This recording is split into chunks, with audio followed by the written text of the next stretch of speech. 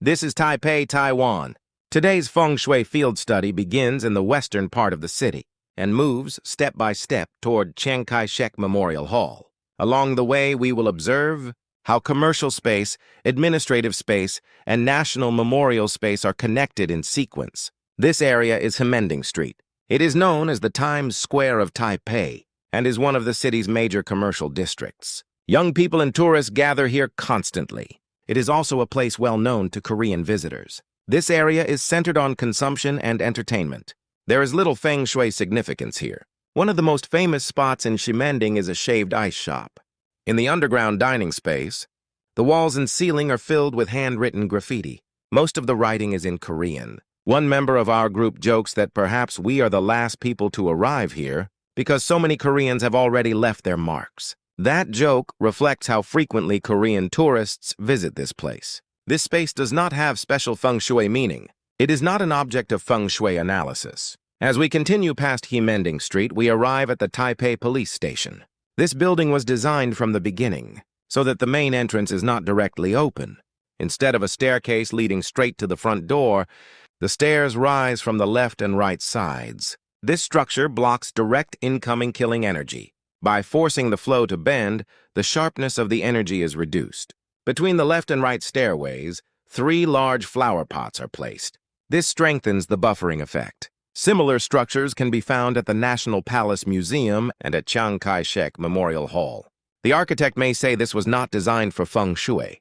However, from a Feng Shui perspective, this is clearly a protective structure. Killing energy is strongest when it moves in a straight line. Once it bends, its force inevitably weakens. This is known as a desha effect, the removal of killing energy. After passing the administrative space, we now move toward a national memorial space. Crossing the wide Liberty Square, Chiang Kai-shek Memorial Hall comes into view.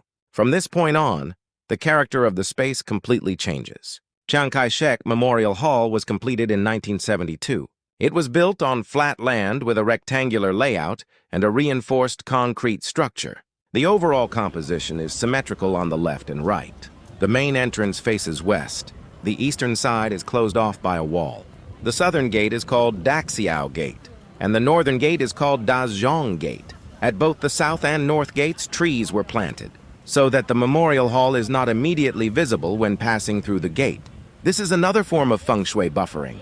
Inside the memorial hall stands a seated statue of Chiang Kai-shek. The statue weighs approximately 25 tons. Its appearance strongly recalls the seated statue of President Lincoln at the Lincoln Memorial in Washington, D.C. Whether this was a deliberate reference is unclear, but the method of expressing authority through monumental sculpture is very similar. The most important feature of this memorial hall is its orientation. The building faces west.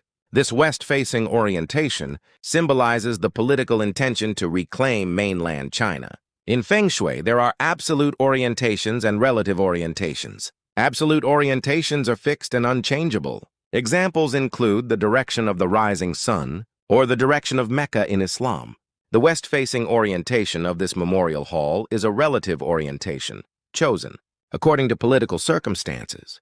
According to Feng Shui theory, energy rises in the east and descends in the west. From a purely Feng Shui perspective, a west-facing orientation is not ideal.